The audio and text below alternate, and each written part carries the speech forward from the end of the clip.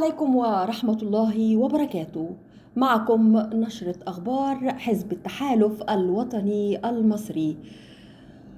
أصدر السيد النائب محمد القاضي رئيس المؤسسة الوطنية لمكافحة الإرهاب والتطرف قراراً تنظيمياً بناء عليه تعيين السيدة منى جلال درويش حسنين أمين لجنة التعليم العالي والبحث العلمي.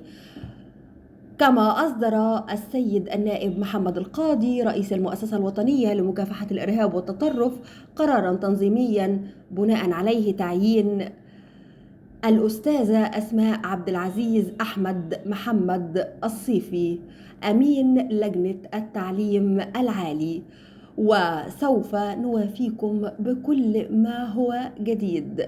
دمتم سالمين، والسلام عليكم ورحمة الله وبركاته.